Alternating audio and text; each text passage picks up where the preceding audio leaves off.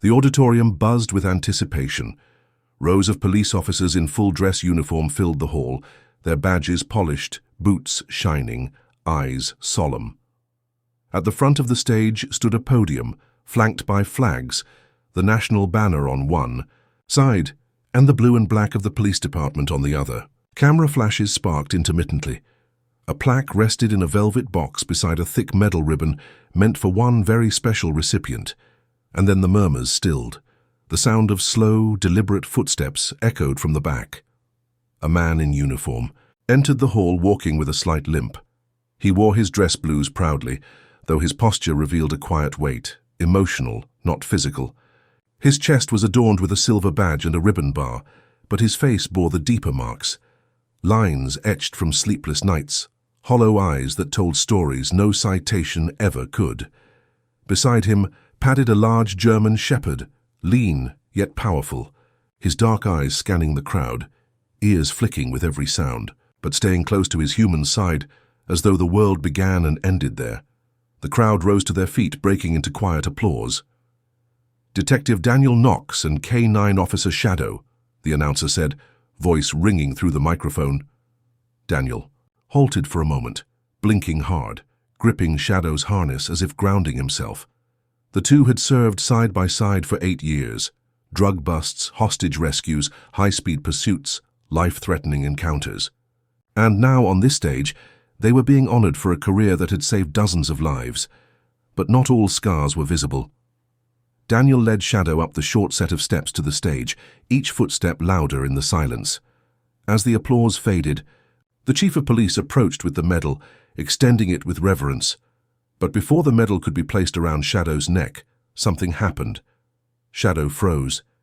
His entire body stiffened, his hackles rose. A low, guttural growl rolled from deep within his chest, vibrating through the microphone speakers.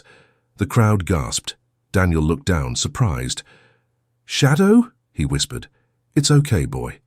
But the dog wasn't looking at him.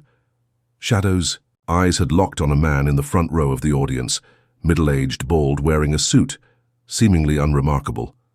But Shadow's snarl intensified. His front paw inched forward. He let out a loud bark, one sharp, warning command. Then, another, deeper and more desperate. Daniel tried to calm him, placing a hand on his neck. "Shadow, no heel." But the dog didn't respond. He was locked in. The man in the front row flinched, his expression twisting into something between fear and calculation. The tension in the room shifted from confusion to concern. Officers instinctively placed hands near their sidearms. The chief took a step back. "What's going on?" someone whispered. The announcer's voice wavered. "Is everything under control?" Daniel dropped to one knee beside his partner, his voice low but firm. "Shadow, talk to me, what is it?" The shepherd didn't blink. He let out another sharp bark, this time pointing directly at the man. A younger officer stepped toward the stage and whispered to the chief, "That guy, isn't he the civilian witness from that warehouse raid? The one with the sealed file, the O?" Chief stiffened, and Daniel's heart sank. Shadow had never reacted like this unless he sensed danger. He had once pulled Daniel away just seconds before a planted explosive detonated beneath a car.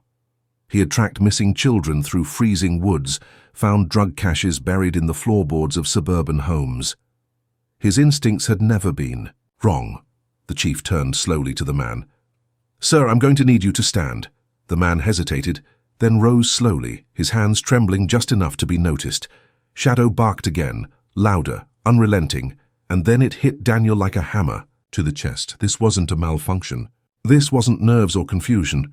Shadow recognized him, not from the audience, not as a bystander, but from somewhere darker, somewhere they had both nearly died. Daniel rose, his voice hoarse. "You were there." The man's eyes flicked toward the exit. Shadow lunged, stopped only by Daniel's firm grip on his harness. Gasps echoed as the man stumbled backward, bumping into the row of chairs behind him. A moment later, the hall erupted into chaos. 6 years earlier, the scent of steel, sweat, and sawdust hung in the air like a warning.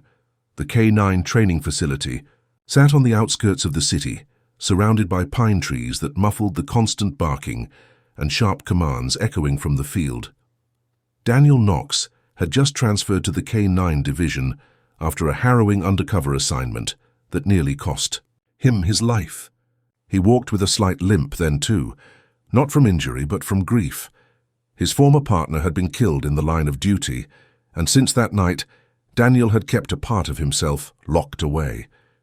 His lieutenant had said, "You need something to live for, Dan. Someone who depends on you. The dogs do that.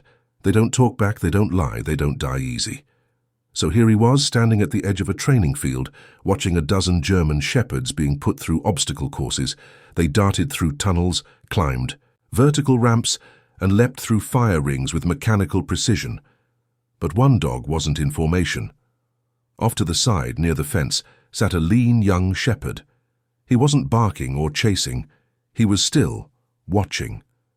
His coat was darker than the others, almost black, with piercing amber eyes that didn't blink. He watched everything, every movement, every man. "That one doesn't like people," said a gruff trainer, noticing Daniel's gaze. "His name's Shadow. Came from a military breeding program, great instincts, too intense though. Failed his first bonding trials, bites handlers, won't take food from anyone." Daniel tilted his head. "Has anyone just sat with him?" The trainer scoffed. "He's a storm waiting to happen." Daniel ignored the warning and crossed the field. He approached slowly, squatting a few feet from Shadow, who rose to his feet, alert, muscles tensed. His ears flicked once. He didn't growl, but he didn't move either. Daniel spoke gently. "How you and me, we're both stuck here, huh?" The dog didn't react. He pulled out a crushed peanut butter granola bar from his pocket and laid it between them. Then he sat on the dirt. Minutes passed. The other dogs finished their course. The sun dipped lower. The shadows grew long. Then, without a sound, Shadow moved. He sniffed the granola bar and ate it slowly, without taking his eyes off Daniel. That was the beginning. Over the next few weeks, the bond grew in silence. No forced commands, no leashes. Daniel would show up every morning before the other handlers. He'd wait, and eventually, Shadow would come sit beside him. One day, Shadow allowed Daniel to scratch behind his ears. Another day, he brought him a deflated ball. By the third week, when Daniel called heel, Shadow obeyed. Their training began in earnest, and what emerged was something extraordinary. Shadow wasn't just obedient. He was intuitive. He didn't need repeated commands. He could read Daniel's body language, his eyes, even his heartbeat. During agility drills, they moved like a single being, Daniel giving hand signals, Shadow anticipating every one. They passed every test: obstacle runs, search and rescue, drug detection, crowd control. Shadow excelled in explosive detection, once alerting handlers to a test bomb buried 2 feet underground in a storm drain. But their true test came on a frigid January night in the industrial zone. A gang war had erupted in an abandoned warehouse. A suspected drug shipment had turned into a bloody standoff. Daniel and Shadow were called in for backup after gunfire erupted inside. SWAT was delayed and hostages had been reported. Daniel, against protocol, made a call. He entered the SIU warehouse with Shadow, moving low and silent. Every creak of the rusted floor, every shifting shadow threatened their lives. Inside, they found a woman and child tied up near the back. A wounded gang member aimed his gun from the scaffolding above. Shadow saw it first. He leapt, took the shot through the shoulder but brought the man down. Daniel carried Shadow out in his arms that night, blood soaking both of them. The news called them heroes. The chief gave them a departmental citation. But Daniel never forgot. The look in Shadow's eyes as he lay on the operating table, barely breathing. "You're not allowed to leave me," Daniel whispered, choking on the memory. Shadow survived. The scar on his shoulder never fully faded, but it made them legends in the precinct. From then on, they were inseparable. In patrol cars, at public events, even when Daniel was off duty. When a kid went missing in the woods, Shadow found him under a collapsed tree. When a judge received a threat, Shadow stood guard without flinching. Department called him a K9 with a sixth sense, but to Daniel he was family. And then came the night Daniel was ambushed. A routine traffic stop turned deadly. The suspect had a concealed weapon. Daniel was shot twice, one in the leg, the other near the rib. Shadow attacked without hesitation, subduing the suspect before collapsing beside Daniel, refusing to leave his side as backup arrived. They both spent days in the hospital. For a while, Daniel couldn't walk. Shadow lay beside his bed, whimpering, softly whenever the monitors beeped too loud. It was during that recovery period that Daniel made a vow. "You get me out of this, and I swear, I'll never leave you behind." Neither of them knew how much that promise would matter. Months passed. They returned to duty, but something in Daniel changed. The brush with death made him quieter, more reflective. He filled out early retirement papers, thinking of starting a training school for K9s. That's when the invitation came, a departmental ceremony to honor his years of service, and Shadow's as well. A medal, a crowd, and the man in the front row, who wasn't supposed to be there. The sun was bright that morning, too bright for Daniel's liking. His dress uniform clung tightly across his shoulders, the navy fabric stiff from dry cleaning. A polished silver badge shimmered on his chest, reflecting the flashes from local news cameras already swarming outside the precinct's courtyard. Rows of white chairs were lined up before a raised platform, flags fluttering behind it. There was a podium in the center and a velvet-draped table holding two medals, one for Officer Daniel Knox, the other for Shadow. Daniel adjusted his collar and glanced down. Shadow sat patiently at his side, tail curled neatly around his legs, tongue gently lolling from his mouth. But his eyes, those intense amber eyes, kept scanning the crowd. "You feel it too?" Daniel whispered, bending slightly to scratch behind Shadow's ear. "Something's off." It wasn't nerves. Daniel had stood in the crosshairs of killers and bomb threats, but this was something else.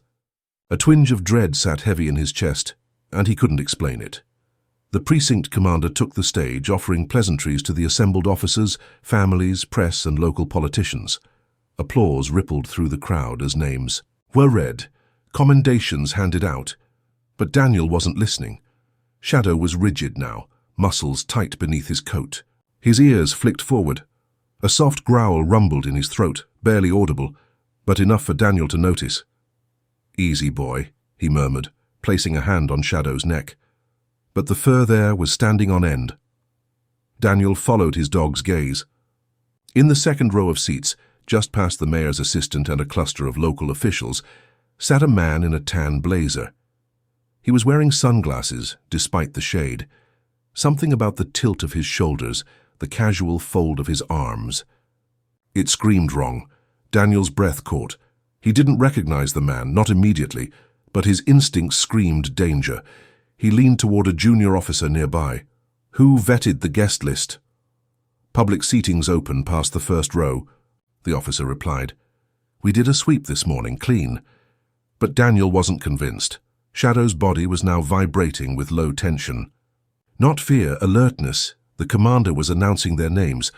Officer Daniel Knox and K9 Shadow, our city's finest. Bravery, loyalty, service. We are proud to present. The applause began. Daniel stood with hesitation. Shadow didn't move. "Come on," Daniel said under his breath. But the dog didn't budge. Instead, Shadow rose stiffly, took one step forward, then stopped, staring directly at the man in the tan blazer. And then, without warning, he let out a bark that cut through the entire ceremony. Not playful, not a call for attention. It was a warning. Everyone froze. Another bark, louder, sharper. The man in the tan blazer shifted uncomfortably, casting a glance toward the stage, but didn't stand. Shadow lunged forward, dragging Daniel a few steps before halting again. Now snarling, his teeth bared, every muscle ready to spring. Daniel's heart pounded in his throat. The security team moved toward the man slowly. The mayor looked confused. The commander turned to Daniel, microphone still on. "Is your dog all right?" Daniel didn't answer. His eyes were locked on the man now. He was sweating despite the mild air, and as the officers closed in, he bolted. The crowd screamed. Chairs crashed to the pavement. One officer gave chase, yelling into his radio, but the man ducked into the side gate, disappearing into the parking lot. Daniel released Shadow's leash. Go! The shepherd sprinted, vanishing behind the cars. Everything was chaos now. Officers drawing weapons, children crying, people ducking. Daniel pushed through the crowd, adrenaline flooding his veins. By the time he reached the lot, Shadow was already barking from behind a delivery truck. The man had been tackled by a dog. 2 security officers wrestled him to the ground, disarming him. A concealed pistol had been taped to the inside of his jacket. A silencer, too. Daniel's stomach twisted. He knew that setup. Professional, clean, intentional.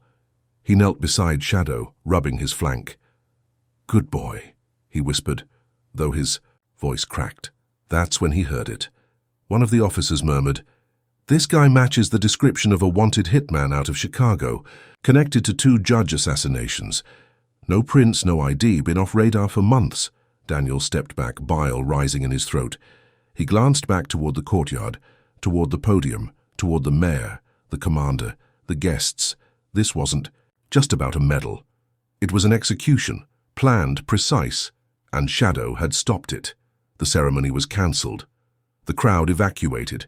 Officers began sweeping the entire perimeter. Bomb-sniffing units were called in just in case. Daniel sat on, the hood of his cruiser shaking. Shadow lay at his feet, calm now, as if nothing had happened. But Daniel knew better. The dog had smelled it. The tension in the man's sweat, the adrenaline. Something deep in his instincts had screamed, "Danger!" and he trusted it. Without hesitation, Daniel looked down at him, swallowing hard. "You didn't save me today," he whispered. "You saved everyone." Shadow blinked once, then rested his head gently against Daniel's foot. Hours later, the sun had begun its descent, casting long shadows over the precinct's now empty courtyard. The chairs had been folded away, the medals removed. The velvet tablecloth flapped, slightly in the breeze, but Daniel couldn't leave. He stood alone near the podium, still in uniform, staring at the place where everything had nearly gone horribly wrong. Shadow sat beside him, silent, ever vigilant. An agent from Homeland Security had arrived, followed by 2 men in black suits. The attacker had no ID, no fingerprints, but inside his shoe they found a micro SD card with plans, surveillance images of the precinct, details of the mayor's schedule, and blueprints of the city council building. It wasn't just an attempt, it was a coordinated hit.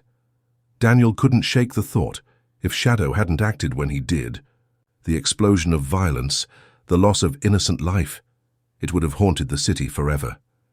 But what disturbed Daniel even more was how calm Shadow was after the incident. He wasn't pacing or panicked. It was as if he had expected it all along, like some invisible thread had guided him.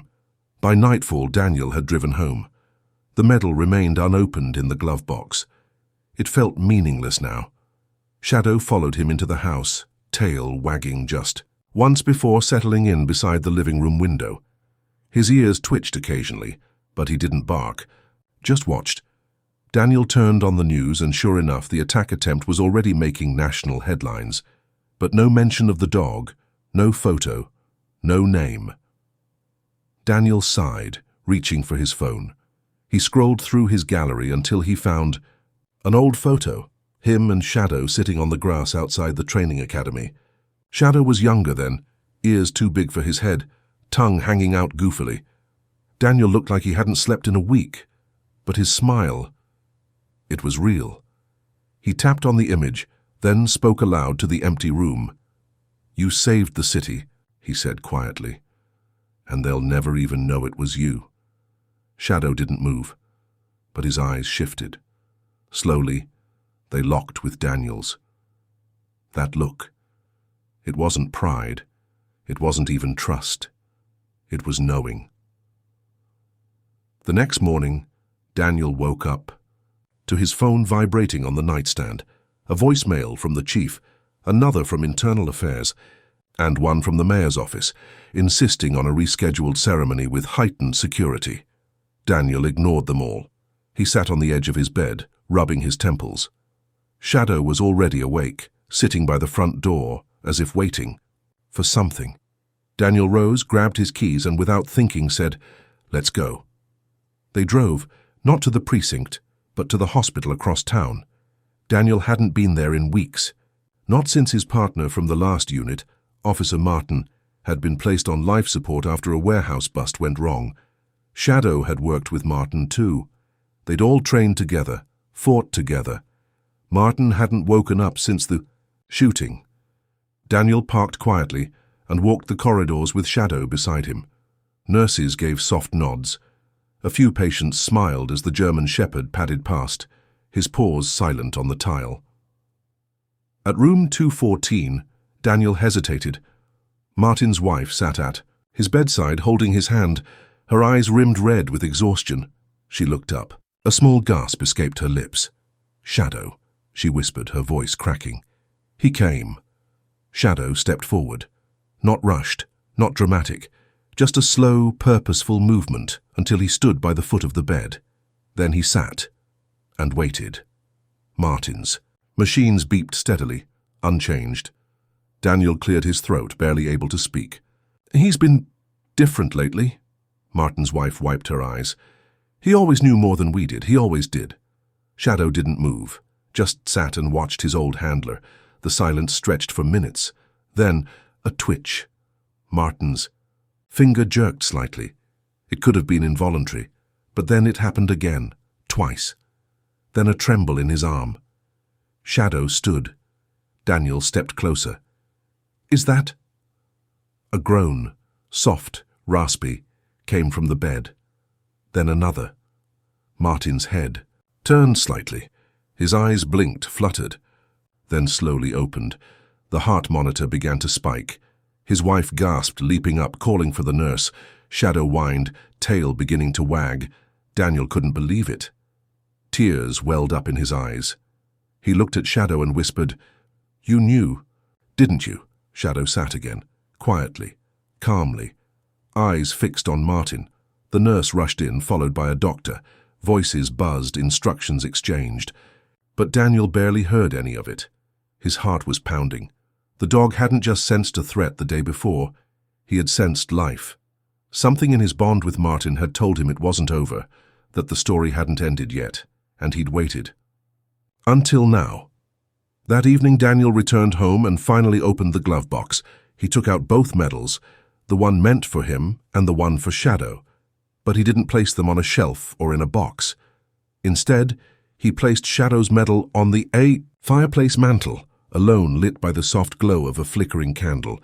It was his, not for saving the mayor, not even for stopping a killer, but for knowing, for seeing what no one else could, and for reminding everyone, Daniel included, that sometimes the soul of a protector lives in silence, in loyalty, in the eyes of a dog, who never stops watching, even when the world forgets to look. The following week passed in a daze for Daniel. Headlines came and went. Politicians praised law enforcement. Reporters talked vaguely about a potential threat thwarted by security measures, and the world moved on, like it always did. But Daniel couldn't. He had seen something something he hadn't fully understood until now. It wasn't just about Shadow barking and lunging at a stranger. It wasn't even about the danger averted. It was about what Shadow knew, how he knew. There had been too many moments like this, too many times when Shadow reacted before anyone else. At the border raid, when a child had been hidden under a collapsed beam, Shadow had led them to her when scanners showed nothing. At the train station, when a seemingly harmless man had passed every security test, only to later be caught carrying forged IDs. And now, waking up a man doctors had given up on, Daniel couldn't ignore it anymore. He needed to know. He began digging, not just through Shadow's records, but through older archives, training logs, handler reports, even documents from before. Daniel had been assigned to him, and that's when he found something, a file from 7 years ago. Shadow hadn't been raised by the department. He'd been donated to the force by a retired military K-9 handler named Colonel Jacob Brannigan, a man known in military circles for his work with dogs in psychological trauma recovery units. That was unusual. Daniel kept reading. The file revealed that Shadow had once belonged to another soldier, a young woman named Lieutenant Claire Yates, a medic during an overseas deployment. She'd been killed in an ambush.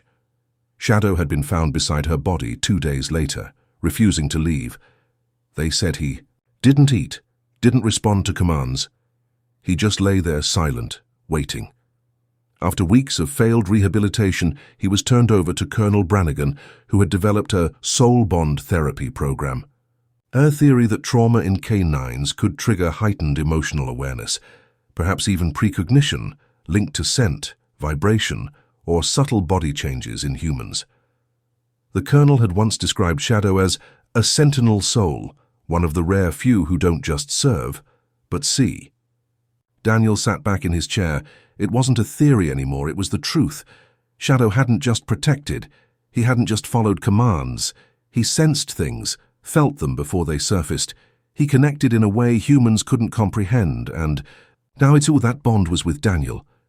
He glanced across the room where Shadow lay curled by the fireplace, the medal hanging above them both. The dog's eyes were open, watching, as always. Daniel whispered, "How much do you understand?" The dog blinked. His tail thumped once. The next day, Daniel made a quiet drive out to the edge of the city, to a home nestled beyond a curtain of pine trees. It was the address listed under Colonel Brannigan's name. He hadn't called ahead. He didn't want the colonel to prepare an answer. He needed raw truth. An elderly man opened the door, tall and wiry, with a deep scar running from his temple to jaw. His gaze dropped immediately to Shadow. "Well," he said, voice raspy but strong, "I wasn't sure I'd ever see that soul again." Daniel explained what had happened. The ceremony, the hospital, the past, and the question gnawing at his heart. "How does he know?" Daniel finally asked. "How does he see things no one else can?" The colonel sighed and stepped out onto the porch, gesturing for Daniel to follow. They sat together on a worn bench. Pine needles whispered in the breeze. "He doesn't see with his eyes," Brannigan said softly. "He sees with his pain." Daniel turned to him, confused. "When Claire died," the colonel continued, "he didn't just lose a handler, he lost his world. That kind of grief doesn't fade, it transforms. Dogs don't rationalize loss like humans, they become the emotion. Shadow was broken until he learned to use that pain to protect." He paused, his eyes far away. "Dogs like him, they start recognizing patterns, heartbeat fluctuations, sweat changes, the smallest twitch of a muscle.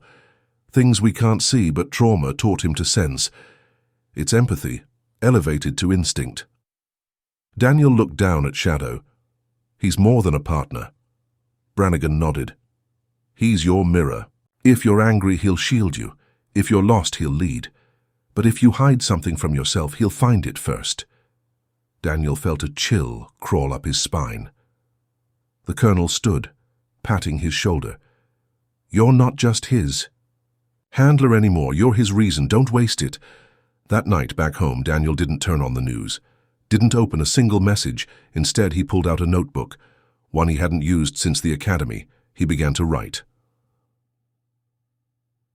Not about police procedure, not about arrests or tactics. He wrote Shadow's story, from the deserts where he first served to the courthouse where he stopped a catastrophe. He wrote the names of the people Shadow had saved, the moments only the dog had noticed, the lives, forever changed, and as he wrote, Shadow climbed up beside him, rested his head on Daniel's lap and let out a deep, content sigh. Daniel smiled. This was the real medal. The quiet moments. The bond no ceremony could honor. The world might forget the hero in fur, but he never would. Days passed after the colonel's visit, and Daniel couldn't shake the feeling that something monumental had shifted.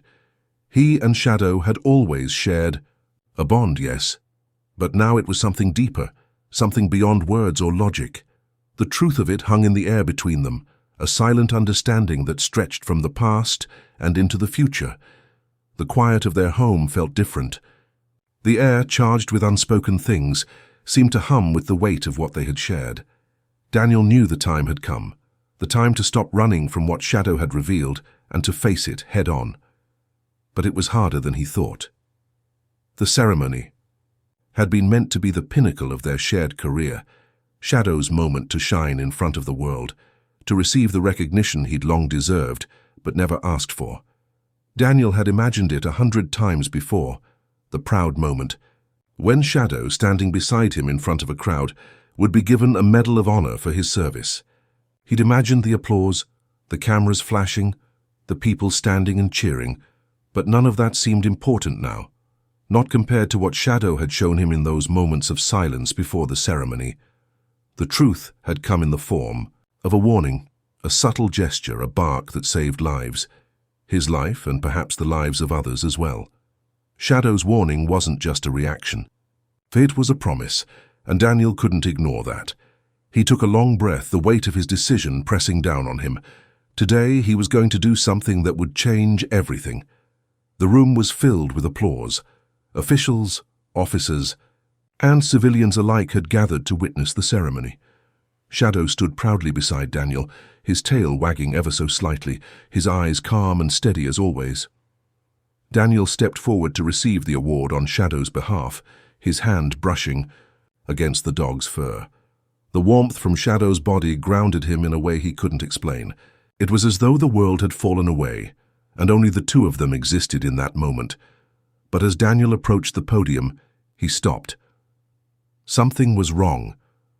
A subtle tug on his sleeve. A quiet, insistent pull. Shadow's gaze was locked onto a figure in the crowd, an older man in a suit standing too still, his posture rigid and unnatural. The crowd continued to cheer, but for Daniel, time slowed. His mind raced. What was it? Why did Shadow react like that? Shadow didn't bark, didn't growl. He simply stood frozen, his eyes unwavering. It was then that Daniel's eyes met the older man's. He recognized the face. It was the man who had been involved in the case Shadow had helped solve all those years ago, the man who had been working for the corrupt syndicate, the one who had managed to slip through their fingers during their investigation. The man who had promised revenge. The blood drained from Daniel's face. No. His grip tightened around the medal in his hand. Shadow wasn't just alerting him to a threat, he was warning him. He had sensed something Daniel hadn't yet connected. The man had been standing too close, too poised, too confident. The ceremony was meant to honor Shadow, but now it felt like a trap. Without thinking, Daniel turned back to Shadow. He could see the dog's eyes narrow ever so slightly, the muscles along his back tightening as he shifted slightly closer. No, this wasn't right. In that split second, Daniel made a decision. Without ceremony, without waiting for any approval, he turned sharply and strode away from the podium, his heart pounding in his chest. The room went silent. The applause faltered, confusion rippling through the crowd. "Officer Daniel!" a voice called out behind him, but he ignored it. He was already moving toward the back of the room. Shadow was at his side, his presence a steady, unwavering force. As they neared the door, Daniel heard a voice, one that he'd heard many times in his nightmares. "Stop!" The voice was familiar, low and unmistakably dangerous. But Daniel didn't stop. He pushed the door open, his mind racing. He could hear the sounds of people following behind him, but he couldn't afford to look back. His focus remained on one thing, keeping Shadow safe, keeping them both safe. The man from the crowd moved to intercept them, but Shadow was faster. In a flash, the dog was in front of Daniel, blocking the man's path. The crowd froze, watching in stunned silence as Shadow stood his ground. His growl, low and rumbling, reverberated through the hall. The man hesitated, eyeing the dog, but it was clear he understood the message. Move any closer, and the dog would not hesitate to act. Daniel's hand reached out to Shadow, a brief touch of reassurance before he looked back at the man. "You won't be hurting anyone today," Daniel said, his voice cold, unwavering. The man stepped back, his face twisting into something darker, but he didn't speak. He simply turned and left.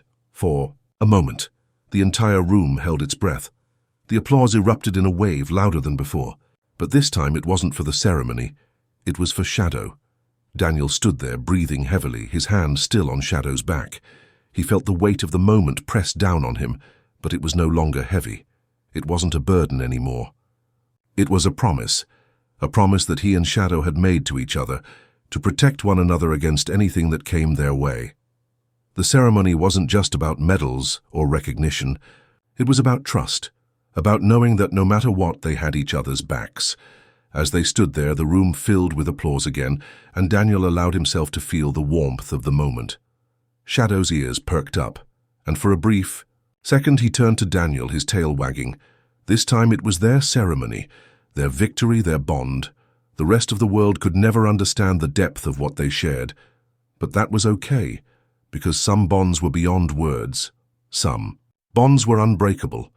As the ceremony concluded, the crowd slowly began to disperse, but Daniel and Shadow remained in place.